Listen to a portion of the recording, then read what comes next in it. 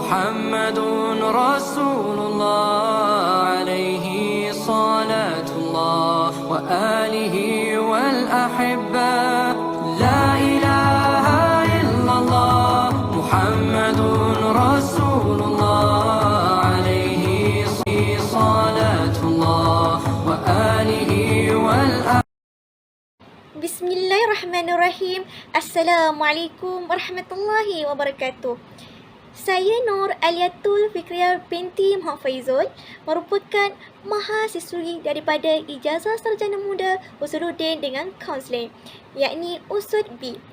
Nokat Matrik 073581.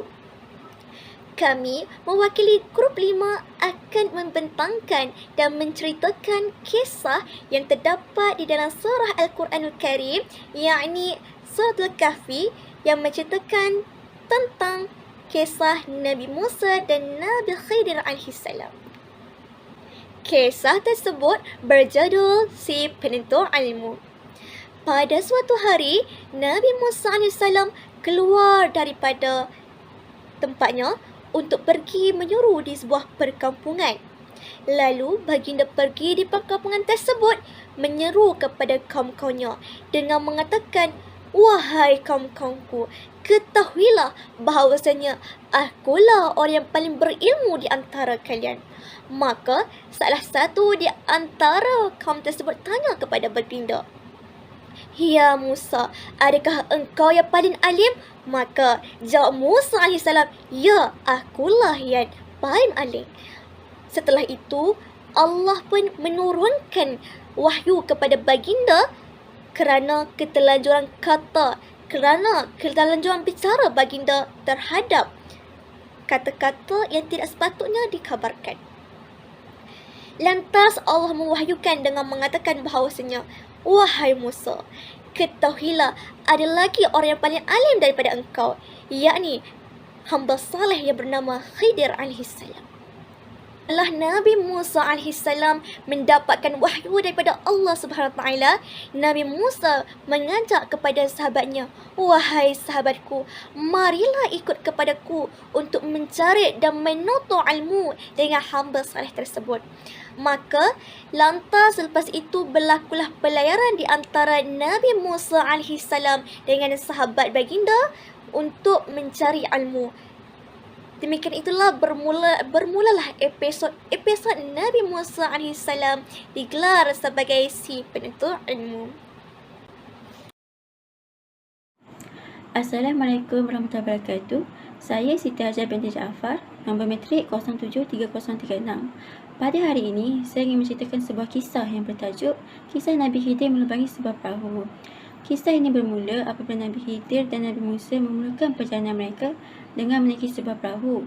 Tetapi sebelum mereka memulakan perjalanan, Nabi Khidir sudah mengingatkan kepada Nabi Musa bahawa jangan bertanyakan apa soalan, sehingga Nabi Khidir sendiri yang menjelaskan kepadanya. Kemudian, sewaktu mereka dalam perjalanan, tiba-tiba Nabi Khidir melubangi perahu yang mereka naiki. Apabila Nabi Musa melihat Nabi Khidir melubangi perahu tersebut, dia pun bertanyakan alasan mengapa Nabi Khidir berbuat demikian, kerana perbuatan itu boleh menyebabkan penumpang dalam perahu tersebut tenggelam. Kemudian, Nabi Khidir pun mengingatkan bahawa Nabi Musa tidak akan tahan bersamanya kerana begitu banyak perbuatannya yang akan menjadi persoalan kepada Nabi Musa nanti. Akhir sekali, apabila Nabi Khidir dan Nabi Musa berpisah, Nabi Khidir pun menjelaskan bahawa terdapat begitu banyak pengajaran yang terjadi sewaktu mereka dalam perjalanan tadi. Antaranya, Nabi Khidir menjelaskan bahawa dia melubangi perahu tersebut kerana perahu itu milik orang miskin, sedangkan di hadapannya terdapat seorang raja yang ingin merampas perahu tersebut.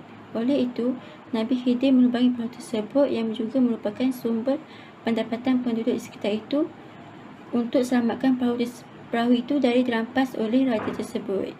Dengan itu, jelaslah bahawa Nabi Khidir melakukan perbuatan itu demi selamatkan penduduk kampung dan juga mengelakkan perahu tersebut daripada dirampas oleh raja tersebut. Sekian, terima kasih. Bismillahirrahmanirrahim. Assalamualaikum warahmatullahi wabarakatuh. Nama saya Siti Nazira binti Muhammad, nombor matriks 073143, dan hari ini saya akan membentangkan kisah Nabi Khidir membunuh anak muda. Okey. Pada suatu hari, ketika dalam perjalanan, Nabi Musa dan Nabi Khidir bertemu dengan anak muda. Nabi Khidir mendekati anak muda tersebut lalu membunuhnya. Nabi Musa sangat terkejut. Kemudian, Nabi Khidir menjelaskan bahawa dia membunuh anak itu kerana anak itu lahir dari keluarga Muslim. Tetapi, kekafirannya akan menyebabkan anak itu menjadi murtad. Okey? Jadi, kisah ini menceritakan tentang Nabi Musa dan Nabi Khidir bertemu dengan anak muda lalu Nabi Khidir membunuh anak muda tersebut. Okey, jadi ketika ini Nabi Musa sangat terkejut. Kemudian Nabi Khidir memberitahu Nabi Musa bahawa Nabi Musa pasti tidak akan sabar sepanjang menuntut ilmu dengannya. Okey, Nabi Khidir memberitahu Nabi Musa lagi bahawa jika Nabi Musa tidak akan berhenti bertanya, maka perjalanan mereka juga akan terhenti. Okey. Punca Nabi Khidir ni, dia bunuh anak itu kerana untuk meringankan azab di akhirat kelak. Jika anak itu dilanjutkan kehidupannya, maka ia akan menyusahkan kedua orang tuanya. Okey? Tuhan itu maha mengetahui jika anak itu melanjutkan kehidupannya, maka ia akan mengkafirkan kedua ibu bapanya. Ia akan menghalang kebaikan untuk kedua orang tuanya. Okey? Jadinya anak itu akan tenggelam dalam kekufuran dan tak ada harapan sedikit pun untuk berubah. Okey? Jadi hukuman bagi orang seperti ini hanyalah hukuman mati sahaja. Okey? Setelah kematian anak lelaki itu, banyak kebaikan dan manfaat yang datang untuk kedua orang tuanya. Antaranya, iman kedua orang tuanya terpelihara. Okey? Rezekinya melimpah ruah.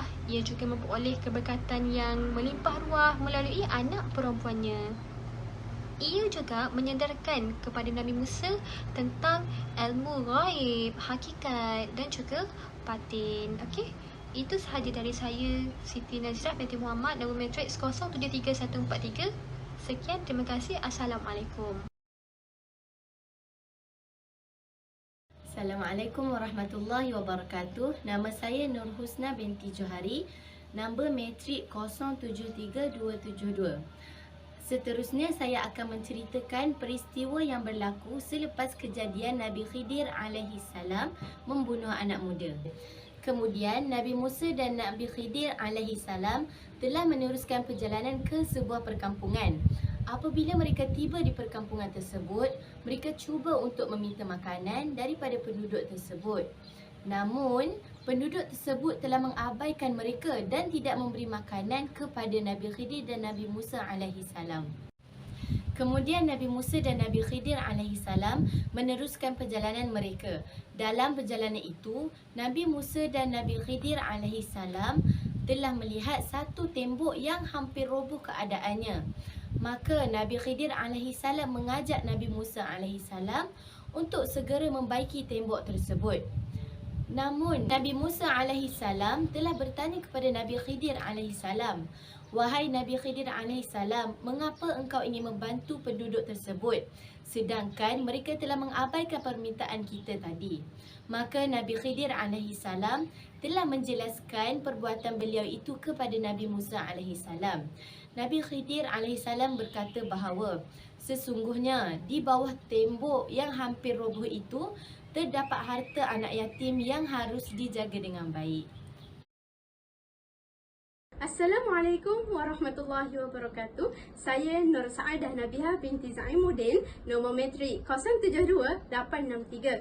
Sekarang saya akan menceritakan dan membahaskan tentang kesimpulan yang terdapat dalam kisah Nabi Musa dan Nabi Khidir. Pertemuan Nabi Musa dan Nabi Khidir begitu singkat, tapi ianya menarik dan banyak memberi pengajaran yang adik-adik boleh teladani dalam diri adik-adik. Yang pertama, kita hendaklah sentiasa beradab dalam menuntut ilmu, kerana orang yang beradab dalam menuntut ilmu akan diangkat darjatnya di sisi Allah Subhanahu Wa Taala. Sebagai contoh, Nabi Musa meminta kepada Nabi Khidir agar berkenan mengajarkan sebahagian ilmu yang diajarkan Allah Subhanahu Wa Taala kepadanya. Adab semacam inilah lebih membuka terhadap kasih sayang seorang guru dan muridnya. Jadi adik-adik nak tak disayangi oleh guru? Kalau adik-adik nak disayangi oleh guru, adik-adik mestilah menjaga adab dalam menuntut ilmu. Pengajaran yang kedua adalah kita hendaklah sentiasa bersabar dalam menuntut ilmu, kerana Allah sentiasa bersama orang-orang yang sabar. Menerusi kisah ini, Nabi Khidir menekankan betapa pentingnya sifat sabar dalam menuntut ilmu. Seperti mana Nabi Khidir meminta kepada Nabi Musa berjanji agar sanggup bersabar dalam menempuh liku-liku perjalanan yang mereka akan tempuhi nanti. Ini menunjukkan bahawa begitu pentingnya peranan bersabar dalam menuntut ilmu ni untuk memperjuangkan apa sahaja yang diinginkan dalam hidup, lebih-lebih lagi dalam menuntut ilmu. Pengajaran yang ketiga, kita mestilah bersungguh-sungguh dalam mencari ilmu untuk mendapatkan apa yang kita impikan. Misalnya, kesungguhan yang dimiliki Nabi Musa dalam mencari guru. Yang mana Nabi Musa ni sangat terinspirasi untuk belajar dengan seorang hamba Allah yang begitu alim daripada beliau, iaitu Nabi Khidir. Ini kita dapat lihat daripada proses pencarian Nabi Musa yang sangat memenatkan sehinggalah Nabi Musa tertidur. Demikian kesungguhan yang ada dalam diri Nabi Musa ni dalam mencari seorang guru untuk belajar ilmu yang belum beliau miliki. Dalam ungkapan beliau, dengan kadar sengsaramu dalam berusaha akan mendapatkan apa yang kamu damba. Dari kesungguhan itulah Nabi Musa mendapatkan apa yang ia cari, iaitu seorang guru Nabi Khidir di tempat Majma' Bahrain, bertemunya dua lautan untuk belajar ilmu daripadanya. Jadi adik-adik kalau ada apa-apa cita-cita yang adik-adik inginkan dalam hidup untuk berjaya dalam kehidupan, adik-adik mestilah sentiasa bersungguh-sungguh dan sentiasa bersabar dalam menuntut ilmu. Pengajaran yang terakhir, kita mestilah menghormati guru untuk mendapatkan keberkatan dalam pelajaran, yakni dengan mematuhi arahan guru. Dalam surah Al-Kahfi, Nabi Khidir berpesan kepada Nabi Musa agar tidak bertanya akan sesuatu kepadanya sehinggalah Nabi Khidir sendiri yang memberitahu kepada Nabi Musa. Akan tetapi dalam kisah ini, Nabi Musa tidak mendengar arahan gurunya, yang mana Nabi Khidir berpesan supaya tidak bertanya apa-apa. Adab menuntut ilmu, adik-adik mestilah sentiasa menghormati guru dengan tidak memotong percakapan guru di dalam kelas, kerana salah satu kunci untuk berjaya adalah dengan keberkatan ilmu itu sendiri. Untuk itu sahaja daripada kami. Sekian, terima kasih.